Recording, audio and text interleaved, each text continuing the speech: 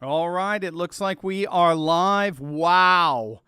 Wow, what an unbelievable event is going on right in front of our very eyes. Amazing stuff. Hey, gang, it's Dr. Steve here with you, your Patriot Professor. And actually, this is a fascinating development here just on my end of things. So every Monday night at 8 o'clock, we have a live Q&A with our Insiders Club members. And so it's exclusive, right? You join the Insiders Club. I don't even think there's a link under here. I should have that. But every Monday night we have an hour and a half session where we just we talk about any subject out there without any fear of being censored and the like. And we had just long story short, we had some difficulties and we couldn't do the live stream. So we decided, heck, with what's going on right now, let's just do a live. I can do the Insiders Club live stream. Let's just do a YouTube live stream and invite all of our Insiders Club members as well as our wider YouTube audience over to it. So that's what we got going on here, gang. It was an amazing series of events that gave us this live stream during this amazing time. So let's see who is here. We got a lot of guys here. Hey, Matthew, good to see you. Julie, good to see you. Christine, Henry, Silver Gorilla, blah, blah, blah. What's going on? Oh, Silver Gorilla. Like, can't I say hello to people? My gosh. If I come over your house, do you just grab me and throw me onto the dinner table and say, eat, drink, now get the hell out? Screw you. All right, guys, it's good to see you. Come on in, one and all. Yeah, this is amazing. You ask whatever questions you have. We do have the super chat is on, so if you want to give a little donation, we'd love to have it. Thank you for that. But go ahead and put in some of your questions. I have Josh here moderating for us. And so whatever questions you have, I'll do my best to try to answer them. We'll treat it more or less like a Monday night live Q&A like we do over Zoom. But, man, I got to tell you, this is incredible.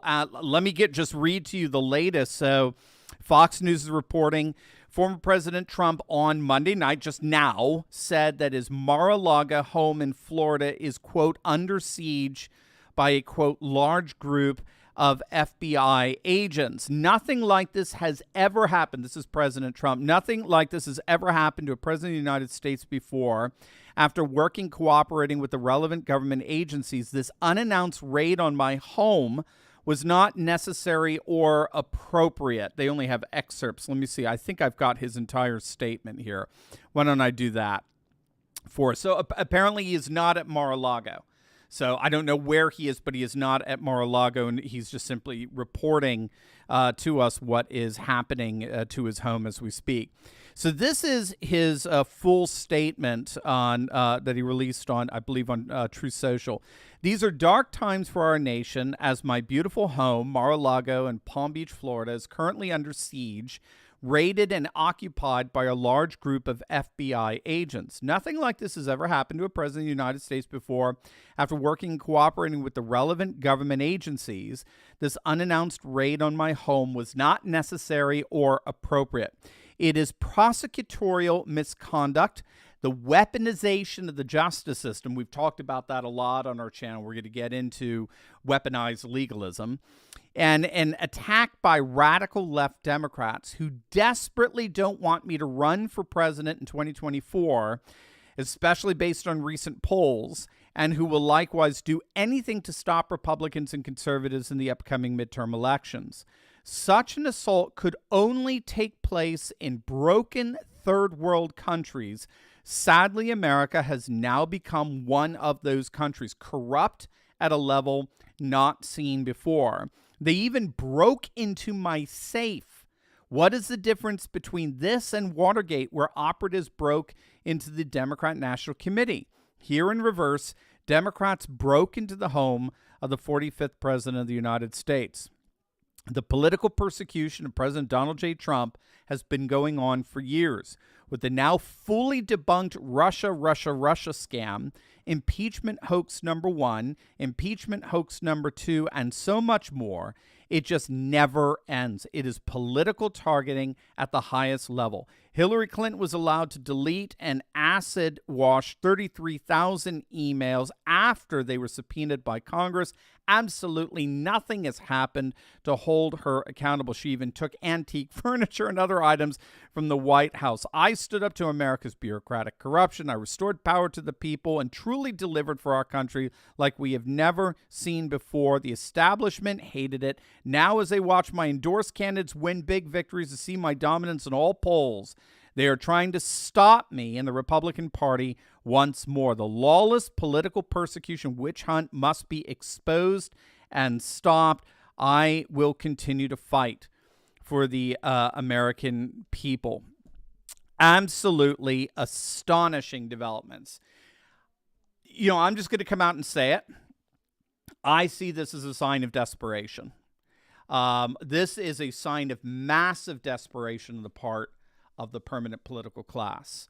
Nothing, as President Trump listed out for us there, nothing that they have done thus far has worked. Nothing, right? So the whole Russian collusion lie didn't work. The 2 impeachments didn't work. The J6 committee is a joke. It's not working. And if anything, it's unraveling at this point. 24/7 negative media coverage, the likes we have never seen for any public servant. That hasn't worked because nobody's watching the media anymore. And you even have CNN admitting that Trump is basically running what is de facto a shadow government, where he has control over the legislative agendas of more or less 30 states across our nation, 30 red states, as well as very powerful control over so many members of Congress. Not so much the senators, but certainly the congressional Republicans. And now he's beating Biden in 7 out of the last 10 polls. Trump has never been stronger, and they're freaking out. I think this is a sign of desperation. Again, we do not know, from what I understand, and you guys may be able to fill us in as we go through this in the comments, but from what I understand, we do not know what these FBI agents are looking for. But this is absolutely unprecedented. I think it shows the level that Democrats, and I just think the permanent political class as a whole, is willing to go with what we call weaponized legalism. Not even the President of the United States is safe from this. Remember, weaponized legalism is a technical term for using the law as a means of doing 3 things, okay?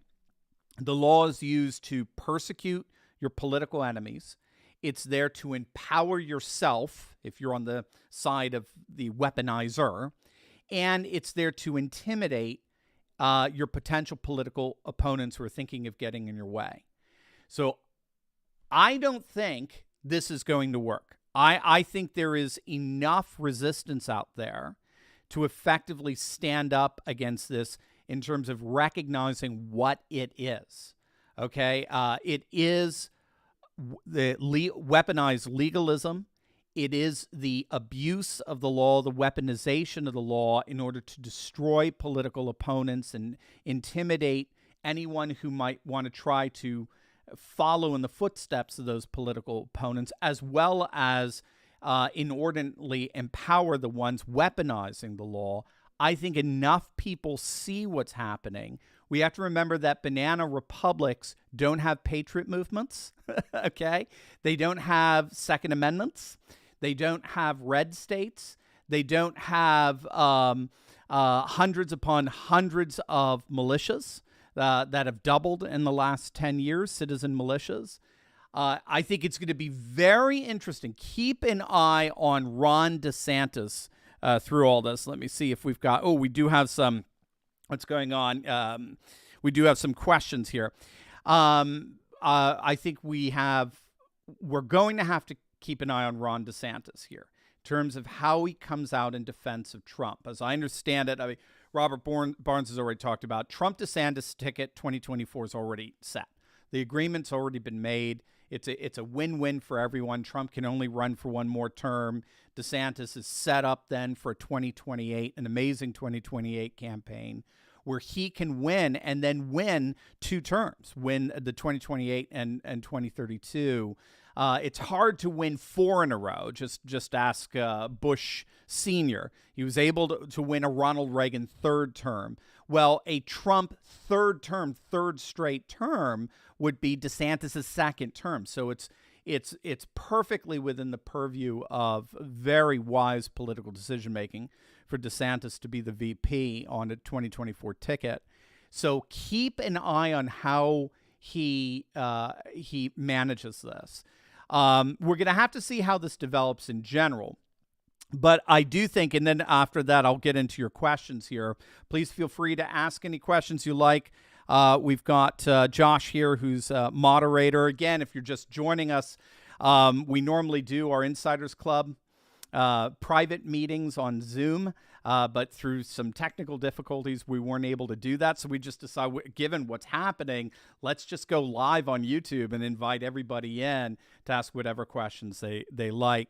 Let me make sure, one last thing, make sure you connect weaponized legalism to the concept known as virtual politics, because I think we're seeing weaponized legalism as an arm of virtual politics here, okay? Virtual politics is a way of controlling and managing and, yes, manipulating the political and economic order. We have to remember globalism only claims to be democratic. Globalism, by definition, extends beyond the frontiers of public opinion and public voting. Globalists are comprised of a managerial class that are, quite frankly, the most anti-democratic people on the planet. And the way they play out, or the way they resolve this discrepancy between their pro-democratic rhetoric as being, you know, the saviors of democracy, the way they resolve that pro-democratic rhetoric, at the same time they have these radically anti-democratic practices, the way they put them together is through something called virtual politics. So through a carefully choreographed media performance that's designed to maintain the political status quo, the permanent political class puts on this veneer of democratic rule, when in point of fact, everything that not only they do but allow to be done must enrich and benefit the political class. That's virtual politics. And another way of putting it is that virtual politics is the way that elites manage, manipulate, and contain democracy, such that democratic structures and institutions always benefit them, our political elite. And so what this involves is the whole of our democratic process is actually very choreographed by a whole cadre of what scholars call political technologists. So there's your 3 terms for tonight, right? You got weaponized legalism, you got virtual politics, and virtual politics is played out by what we call political technologists. So virtual politics is the way the political class, most especially the media, creates this veneer of democratic rule when in point of fact it's virtual, it's not real. Democracy is actually used and manipulated in such a way so as to always benefit the permanent political class. It is choreographed by what we call political technologists, and those are the ones who actually manufacture just entire political narratives, which interestingly enough includes the opposition as well, as we're seeing here with President Trump. All efforts are going to be pulled out to make him the most evil villain on the planet, but it's all ultimately an effort to keep the political class in power. So think of the Federal Reserve and the way Steve Bannon was talking about them over the weekend at CPAC, right? Who owns the Fed? Do you own the Fed? Do you own the institute? Do the people own the institution that prints our money? Is it democratic? Of course not. It's owned by 24 prime brokers like JP Morgan and Goldman Sachs and Morgan Stanley, and they work in tandem with governors and leaders, not just here in the United States, but all over the world, with China, with Saudi Arabia, with Ukraine, you name it. You and I are not part of this equation, right? Who's the comedian now? I'm forgetting. I'll think of it. When he said, the elite, the ruling elite is a party that you and I are not invited to, right? This is the realm of political technologists who manufacture political and economic reality to look democratic, but in the end, it always is guaranteed, it's always manipulated and massaged to benefit the permanent political class. So make no mistake, this is the deep state coming out against Trump and sending a message to the Republican Party to stay away from him. Stick with the Cheneys. Gosh, talk about somebody who's about to reckon with reality there. We're literally 8 days away from Liz Cheney going bye-bye. And these are the powers that be that are telling the rest of the Republican Party, you go with the Cheneys, you go with the Romneys, you go, hey, in Arizona, you revive the McCain wing of the party. You do not follow Trump. We're done playing games with this. We tried all these different manipulative, gadgets, and they just didn't work. And now we're gonna crack down on them. I do not think it's going to work. I think it is way too obvious. I think it's way too late. I think somewhere someone in the powers that be made the dumb decision to force the hand of the FBI. I don't know if it's because the J6 committee is unraveling. They've got nothing else. I'm just seeing absolute signs of desperation here. And I don't see this working. I think there's going to be a massive backlash against this. All right, so let's see what you guys have for some of the questions. Let's get into how we normally do our Monday night's Q&A. Let me see. Ralph, let's do the Steve. Should we leak to them who's helping us promote our movie? All right, yeah, let's do that. So if you guys don't know, as part of all this, we produced a movie called The Return of the American Patriot, The Rise of Pennsylvania.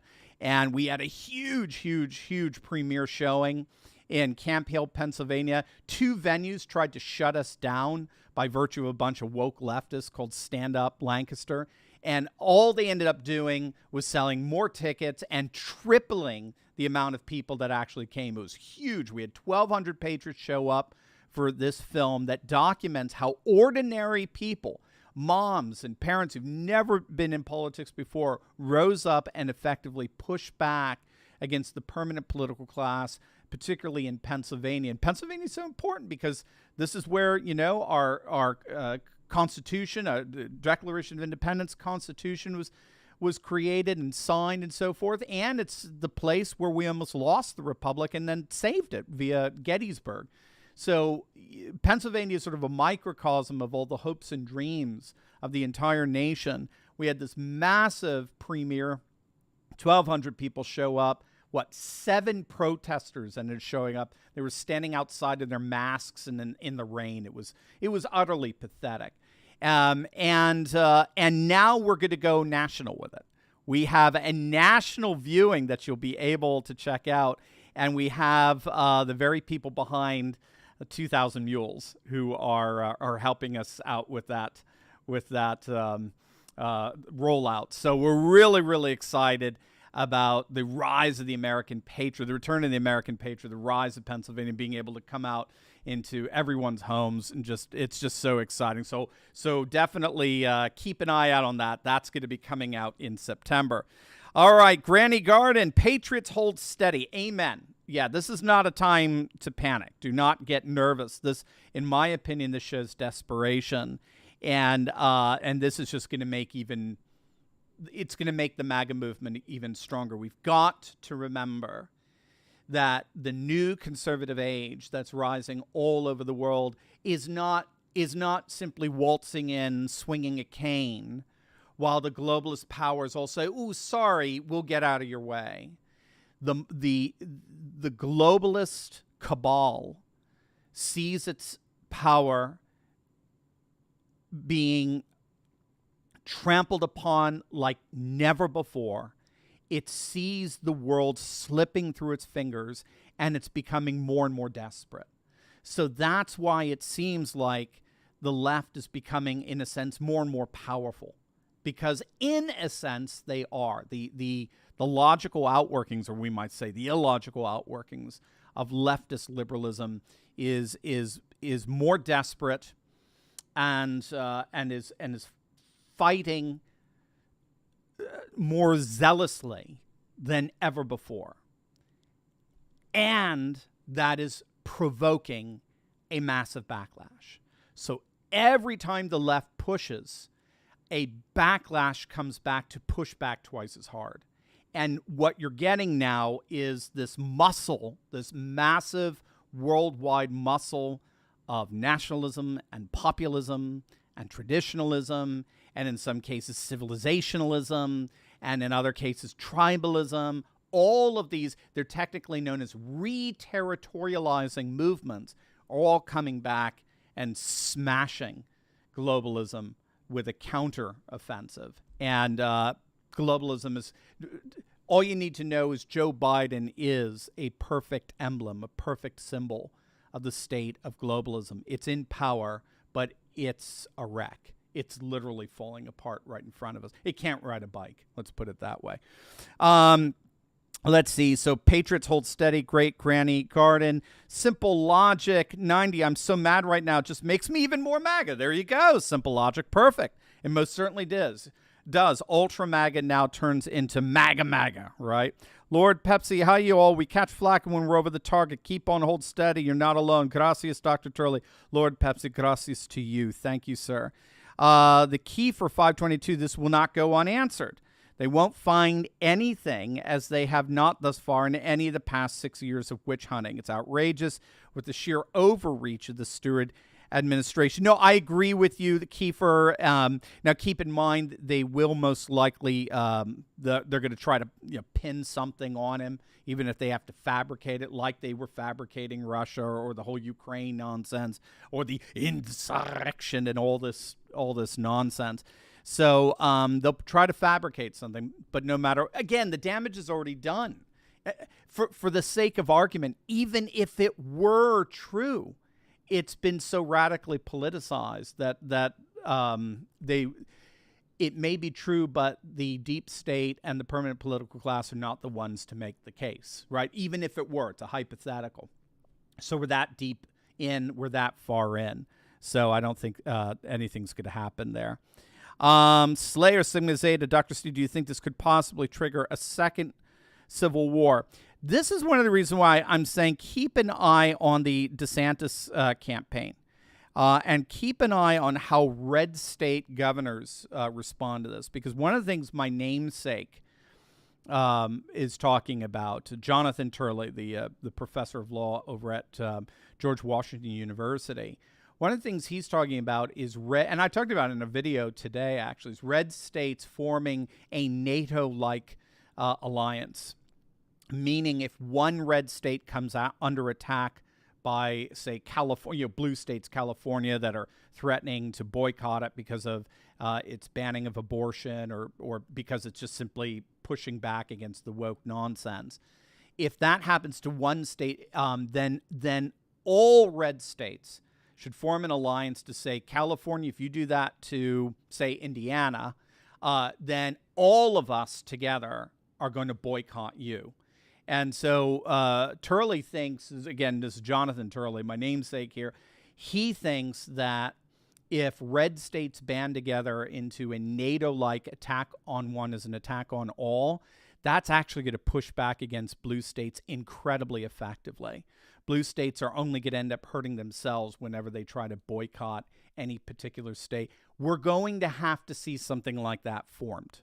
We're going to have to see an alliance like that formed among the governors in red states to push back not just against the blue states, but to push back against a rogue federal government. No question about that. So the sanctuary state idea, where legal and administrative barriers are put in place to protect the citizens of red states from the federal overreach, and especially the way that's been enforced, interestingly enough, by a new conservative majority on the Supreme Court that has been crushing the federal government's attempt to mandate far beyond its jurisdiction. Those are going to be huge and necessary developments, I think, as we go along. So I don't know if you're going to have a formal civil war, but you're certainly going to have. This is the time for leaders in the MAGA movement to step up, wider leaders in the MAGA movement to step up and say, you shall not pass. We are binding together as an alliance of states with common values, interests, and concerns to stand up against the adversarial interests and values, concerns of the permanent political class. We're going to stand up for the people versus a bunch of politicians and power-hungry globalists. Let's see. In tune, Night. And all rhinos are pushing the DeSantis campaign. The more that go after Trump, the more I will vote for him again. When a party control all government, no matter the president, it is communism. Okay, so very good. Yeah, so Ron DeSantis is getting a lot of pushback. DeSantis has a bit of an advantage in that he's more of a traditional politician. So he makes a lot of people within the cosmopolitan Republican class, like the National Review crowd, for example, or the Washington Examiner crowd, Washington Times crowd. He makes them a little bit more comfortable, so I don't think they're going to come after him quite as much. But no question, I mean, this is the moment for, actually, ironically, for DeSantis to shine right now. If DeSantis starts taking on a rogue federal government in a way that's effective and powerful, and that aligns red states, the 30 red states, against this abuse of power. Because remember, the media is not going to care. Media's the cheerleaders. Remember, the media is part of virtual politics. The media is part of virtual politics, right? It's technically known as agenda setting theory, okay? If you're just arriving, maybe when this is done, go to the beginning of the video, because I have this whole section on what virtual politics is. But the media, they script the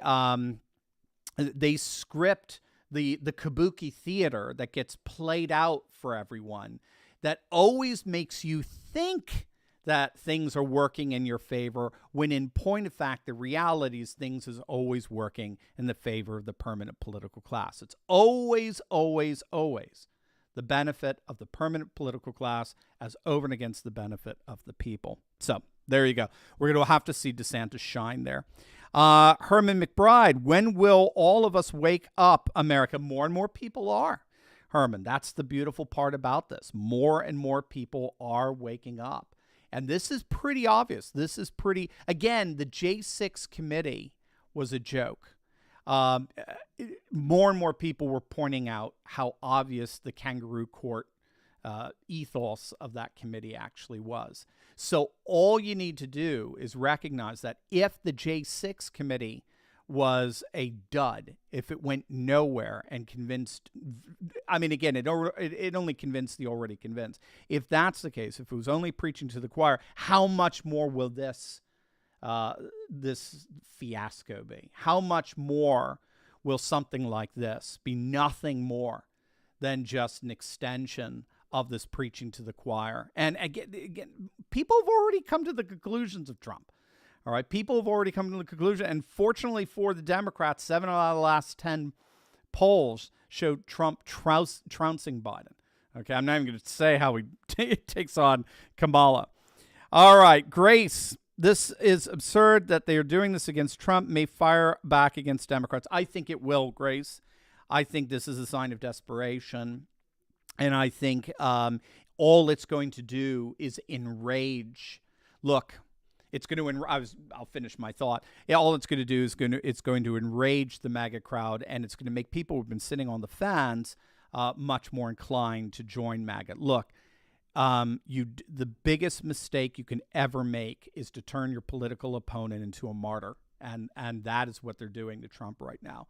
They're turning him into a martyr. It's so patently obvious. I mean, just look at again how his popularity continued to shine, not just after J6, but after Twitter suspended him permanently and the like.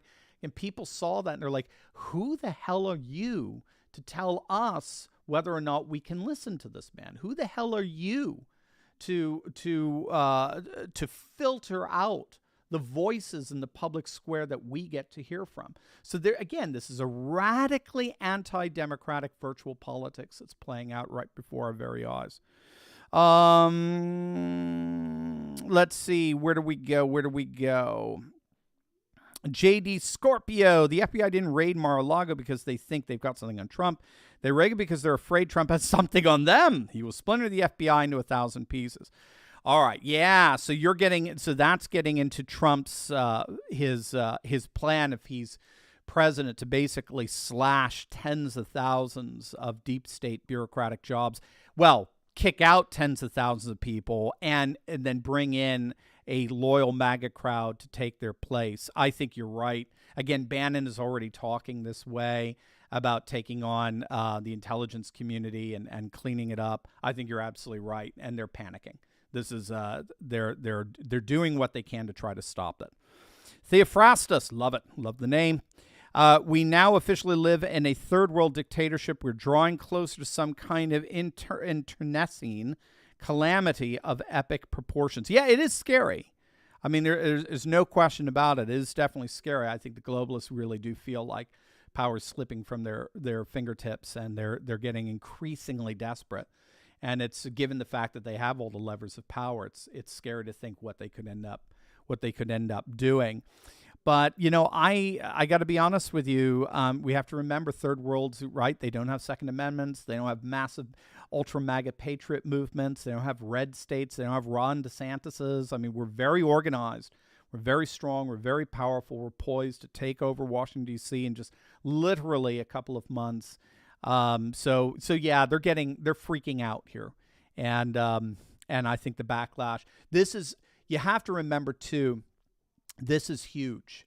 There is a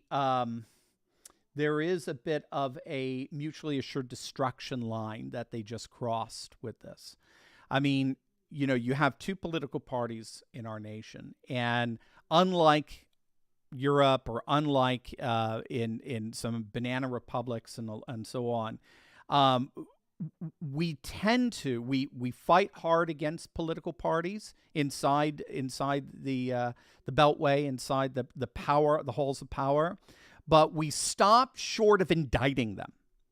We stop short of indicting our political enemies because we know that when they have power, they're going to indict us.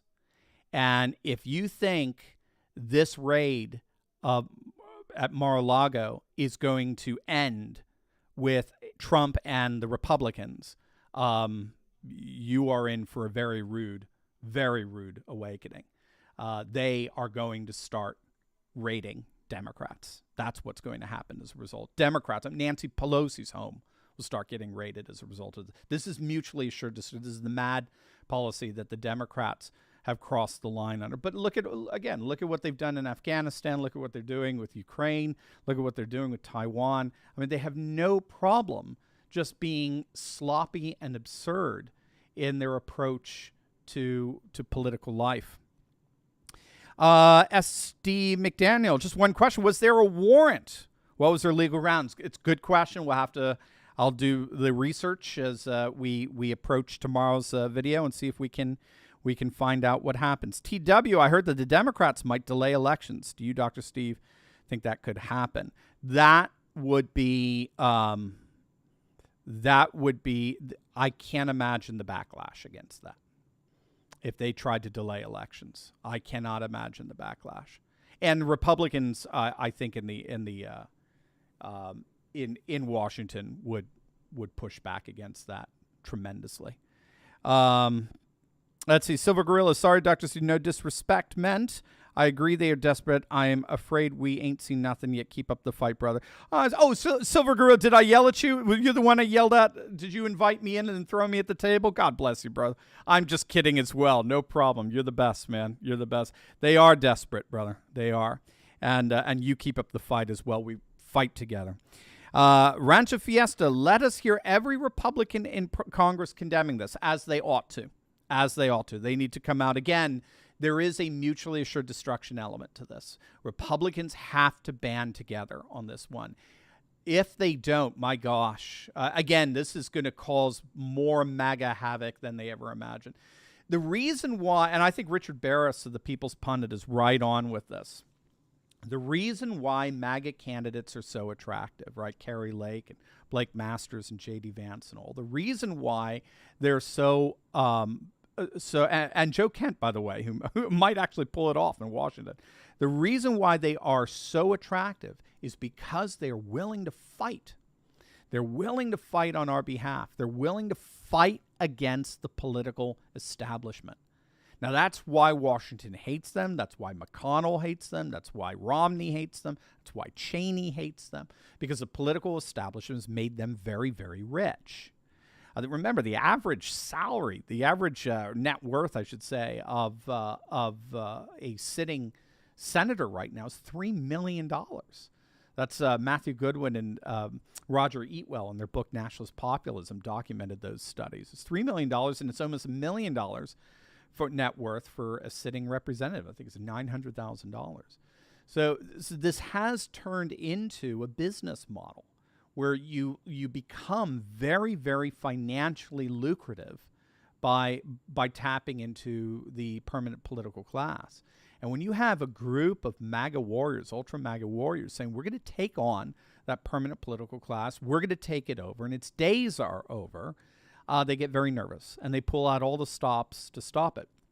But again, the more they try to stop them, the more they only end up proving that Carrie Lake and Blake Masters and J.D. Vance are indeed threats. They are indeed true bona fide warriors who are going to fight for the people against the permanent political class. You see, this is why the Republican Party of the establishment, of the neocon, is dead. It is dead. It is over. The ship has sailed.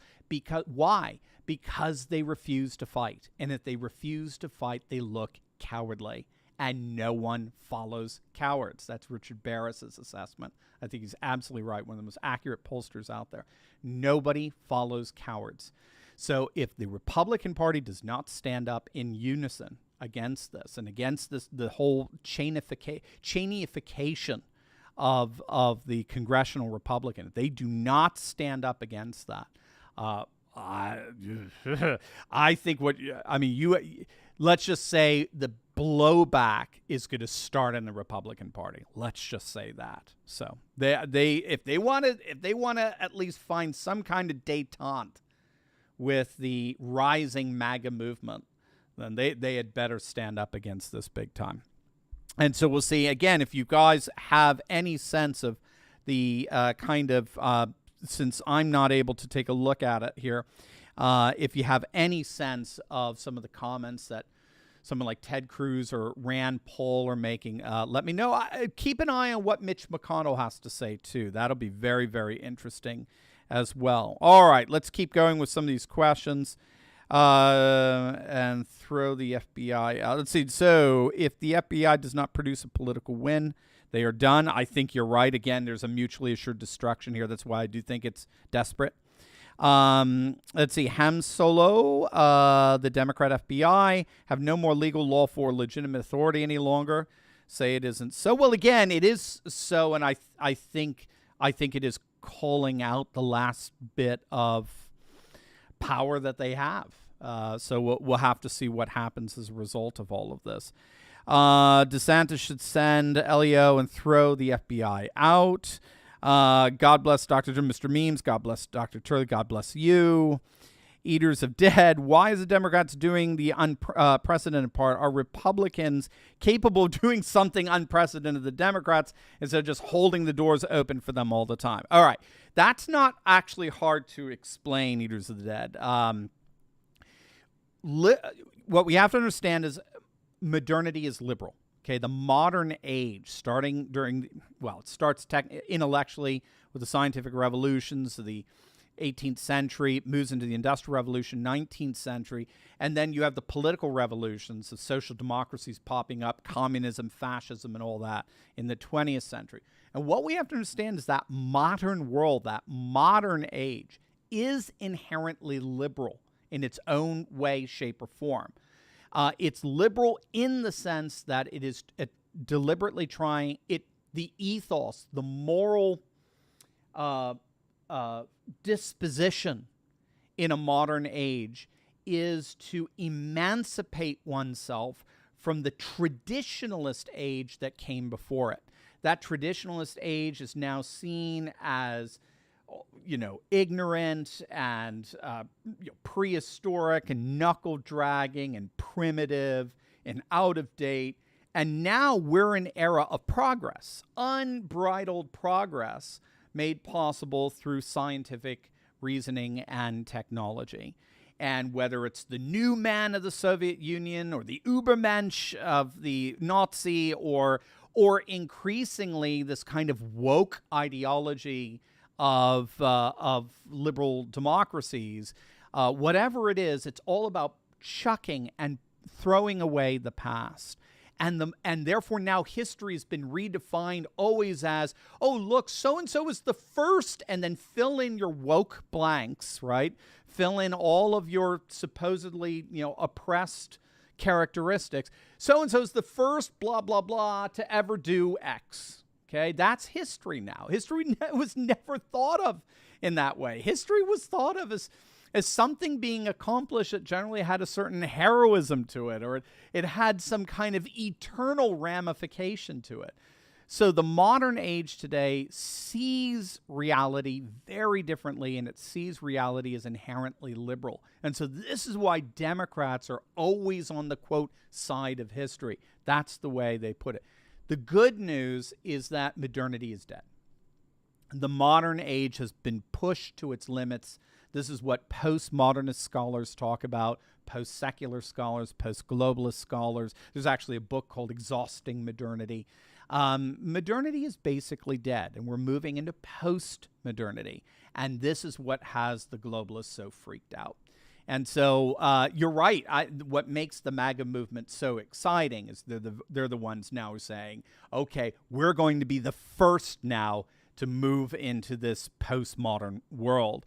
And the neocon, modernist, rhino Republican is incredibly uncomfortable with that because they're very, very comfortable in a modernist liberal age. They're very comfortable in being controlled opposition that just puts their only job, as you put it, is just to put brakes on the inevitable advance. We're going, quote, advance and progress that we're going via the left. And the MAGA movement said, we're done with that. We agree the modern age is over, and we want to move into a postmodern, post-secular, new traditionalist, conservative, nationalist, populist age, going back to the very identity markers that modernists said we had somehow evolved past. It's really fascinating stuff. Let's see what we got. Declarations of Truth. I think you're our new one. Whoop, whoop, whoop, whoop. Sorry. Westfield 90. As a new conservative, this is why I hate the GOP. Bill Barr and Sessions did absolutely nothing except pontificate theories while the Dems act. You got it, Westfield. Well, the Dems are acting in accordance with the ethos of the modern age. Bill Barr and Sessions did exactly the same thing. They both operated within the status quo, as did Mike Pence. And what we're seeing is a breaking away from that. And now we're seeing an attempt through the means of weaponized legalism. We're seeing an attempt by these political technologists who make up virtual politics. We're seeing an attempt to try to stop that. And it's too late. The genie's out of the bottle. It's not going to happen. So anyway, so it'll be interesting to see exactly what happens out of this, but stopping the MAGA movement is not going to be one of the things that happens.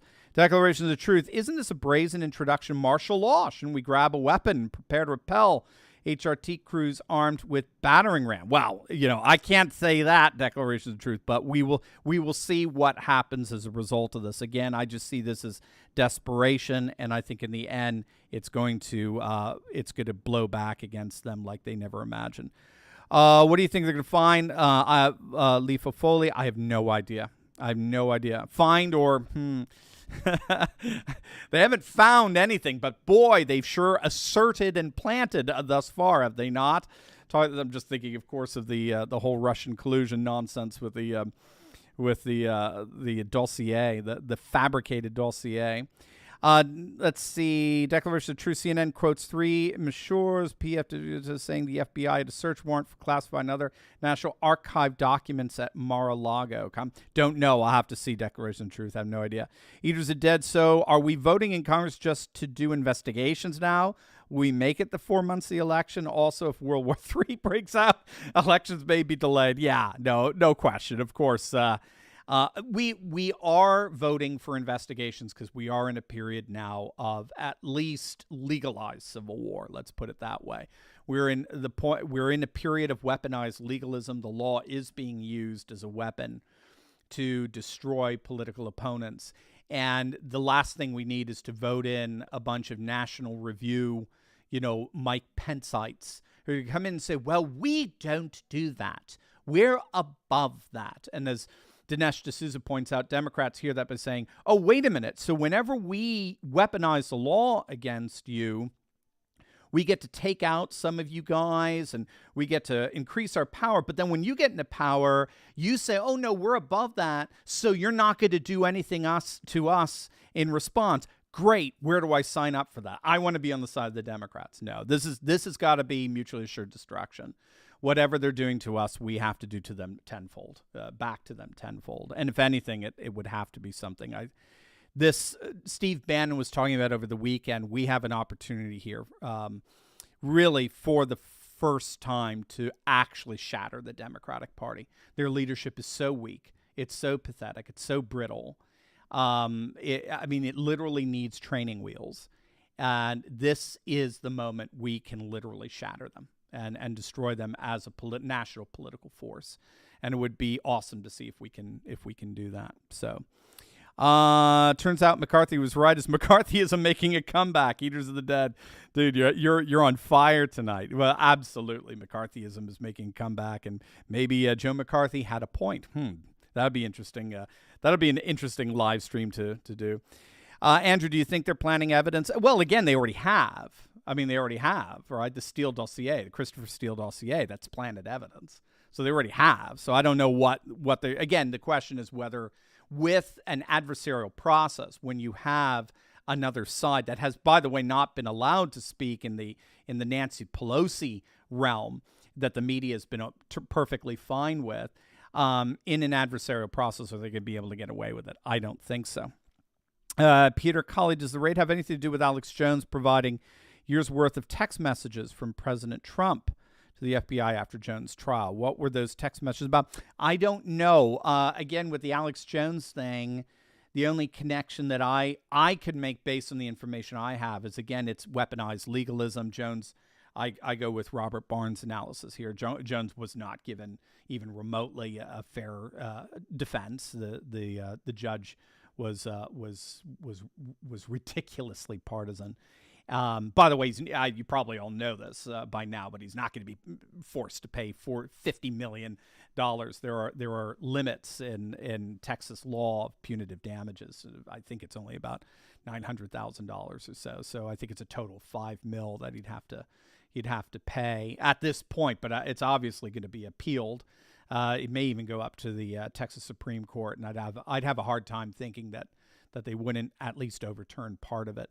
So the only thing I see there is weaponized legalism, again, virtual politics, the kabuki theater. It's all a show, kangaroo court kind of stuff. In terms of the actual specifics of text messages and the like, we're going to have to see. IK 1906, Dr. Steve, biblically, when does current corrupt global system have to crumble anyways in order to set the table for what comes next? Well, it depends how you're reading. Yeah, it depends how you're reading the Bible. I mean, if you're talking about the second coming of Christ, well, obviously, but the second coming would crush it in of itself. But it just depends how you're reading Scripture eschatologically. I do tend to be much more optimistic and robust in my eschatology, even though recognizing that Antichrist forces are always in play, and a godly spirit has to provide the katahon, the restraining of those forces in any given age. So we're always seeing those two forces play themselves out. Ian Markey, something has to be done. I don't know how long we can tolerate this. Why didn't Trump's security drive the FBI away? Trump is rich and powerful. He should have security that rivals the FBI. Well, I mean, good luck on that. I mean, now you're talking that would be, in effect, the beginning of a civil war. Trump put out a new statement. He did. Okay, let's see if I've got a new statement here where you guys are with me. Let's see. See if I've got the new statement here. One headline goes, some third world bullshit, which is great. I'm not going to waste your time here, guys, while I'm going through this. I don't see the statement. So, guys, while you're doing this, maybe open up another window and check out to see if there's a third world. Listen, I'm looking at the headlines there. See if there is a new statement there. It'd be pretty impressive to see that it's the case. Let me just keep going through some of these questions. Patriots gathered outside Mar-A-Lago. God bless it. DeSantis tweeted calling it action of Banana Republic and ignoring Hunter Biden. All right, that's DeSantis at his best. That's DeSantis at his best, and that's what I expect him to see. Here you have a corrupt political class with this royal prince who's basically allowed to do whatever he wants, who is actually corrupt, and we have the actual evidence to show it. Even Brian Stelter at CNN is now finally admitting that. What a piece of crap he is. And after, of course, poo-pooing it and laughing at it and dismissing it for months and months and months. And you've got all that in the FBI's possession. They're not doing a damn thing about it. I know there's an investigation, but they had it before the election. They didn't do a damn thing. So FBI's been totally compromised, and DeSantis is calling that out. Absolutely. Oh, did Joe Kent win? Somebody just said Joe Kent was decided. That I just mentioned Joe. Yes, it's so true. All right. Love Joe Kent. I think he kind of stumbled a little bit towards the end there. He got a little nervous. And Joe, you can't do not fear the media. Do not fear the media, buddy. Do not fear the media. Kent leads Herrera, Butler, and latest Washington third tally. That's awesome. I'd love to see Joe pull this off. He deserves it. But Joe, do not fear virtual politics. Embrace the new rising conservative age. Ralph Cochran, what is Insiders Club? Okay, so for those of you who don't know, so normally on Monday nights, we have an Insiders Club where we have live streaming for our members. You basically pay the price of a cup of coffee each day, and then we do live streaming together every single Monday night. I don't know if I have a link down below. I should. Maybe somebody could put it in the chat there. But after we do this, I'll try to put a link in there. And the live stream every Monday night, we do exactly this. You get to ask me your questions. We interact on Zoom. Obviously, it goes on all other kinds of topics, like what's happening, for example, in Azerbaijan and Armenia and Ukraine and China and Taiwan and the rise of civilization states. But then we also get in topics we just can't get into on YouTube because of censorship issues. So anyway, that's the Insiders Club. Westfield, when have the GOP really done anything to pay back? Even now, we only have a handful of consistent warriors who stand up regularly. It is very frustrating, Westfield, and you're absolutely right. They really haven't done much because, again, they're in virtual politics. They're taught very early on that if you, they're taught very early on that since FDR, a more or less a deep state bureaucratic apparatus that's never elected, that's always there, that oversees everything, the politics, the economics. Just look at the Fed and and all the banks that oversee the Fed and the like. You're taught very early on the city operates on its own. And if you play your role, the role that's more or less scripted for you, you will benefit big time. You're going to have a 7-figure net worth at the end of all of this. When you retire, you can be able to have any job you want. You can join lobbying firms. You can become a professor at a university. You can do whatever you want. You become an upstate. You're set for life in terms of all your medical benefits, retirement benefits. Just don't rock the boat. And that's what they're taught. They're taught very, very early on. That's what you do. And that's why the GOP hasn't pushed back. And one Donald Trump in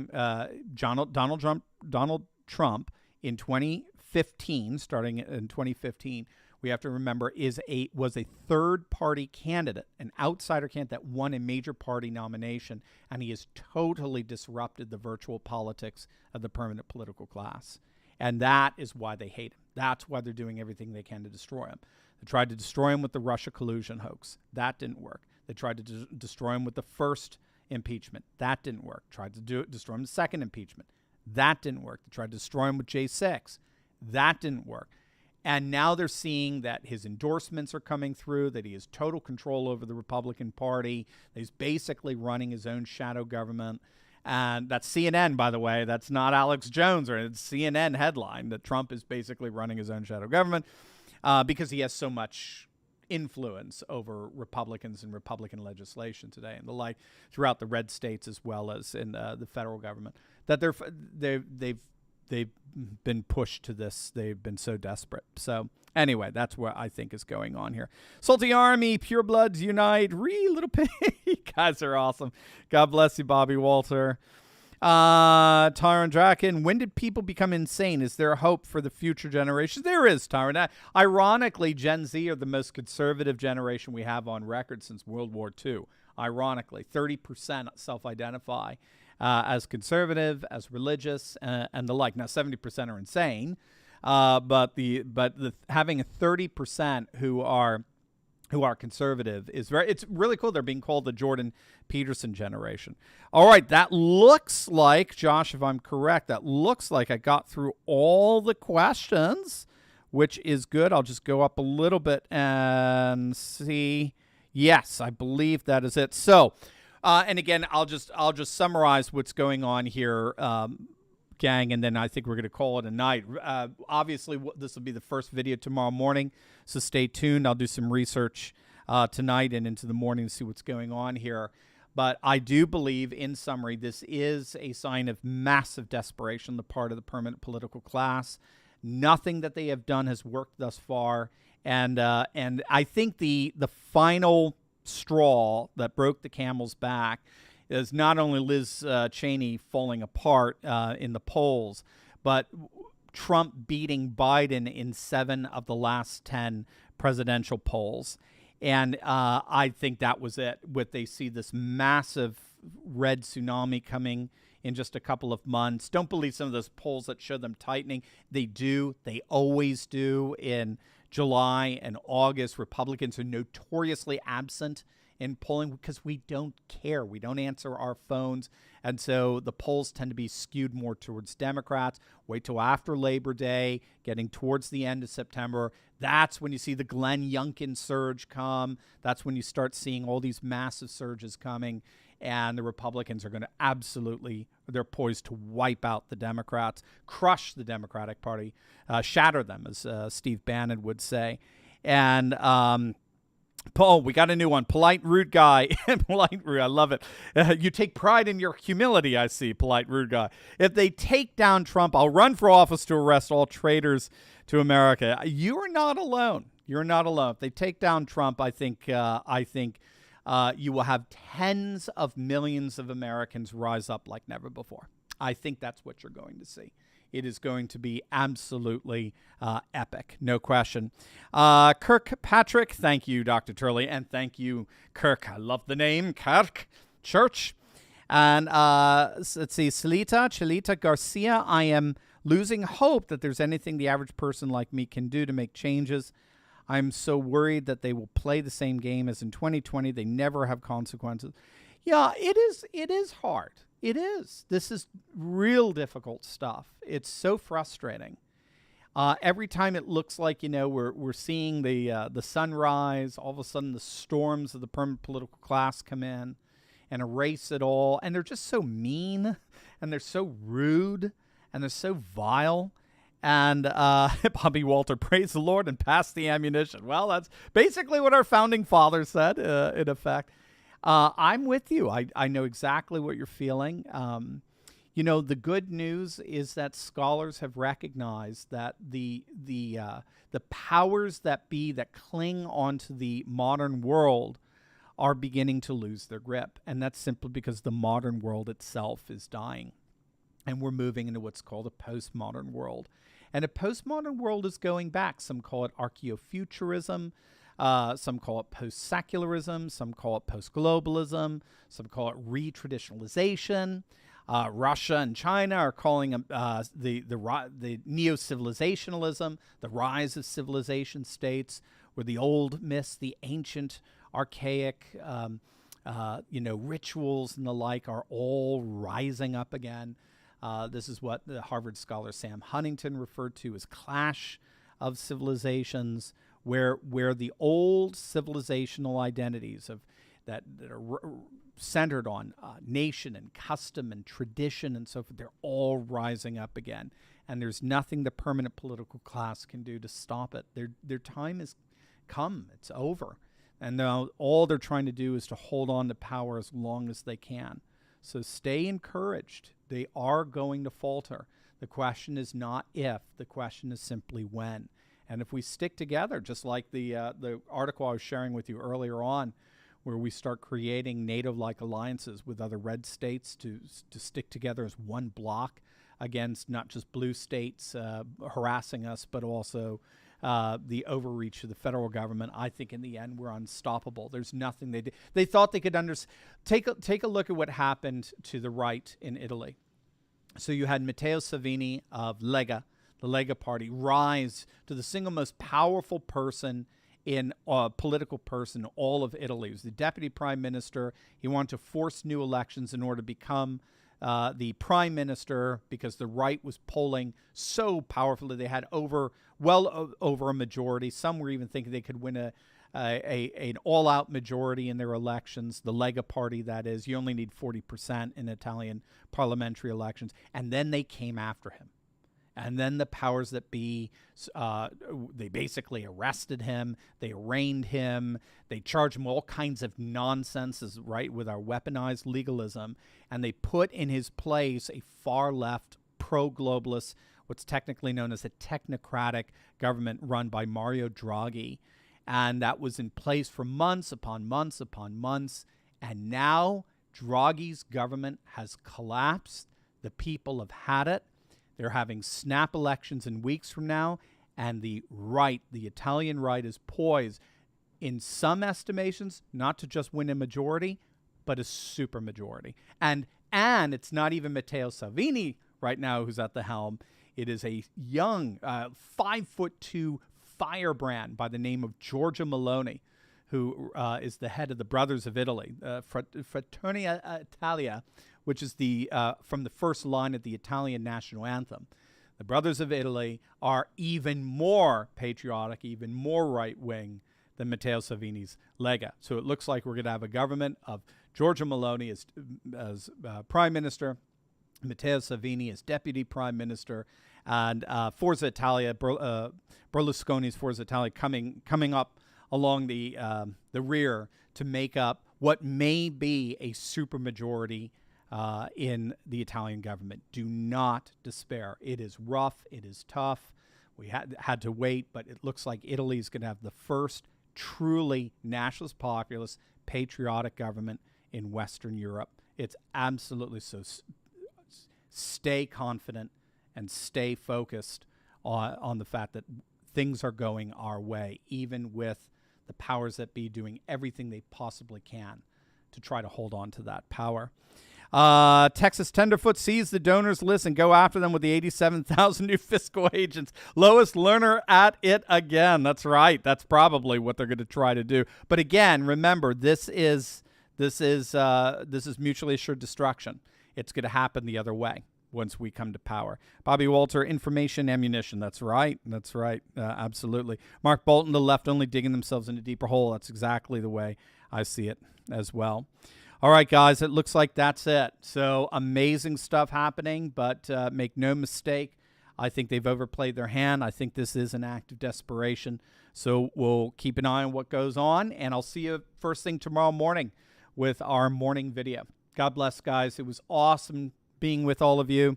Hope you enjoyed it. This is normally what we do on Monday night, so if you want to join that, make sure to check out our Insiders Club. Let's see, it says Josh Williams is typing as I'm speaking here. But so Ian Markey, an 80-year-old woman from Washington State, permanently banned from local pool because she complained about it. Yeah, you saw that. She complained about a man in the woman's locker at a YMCA.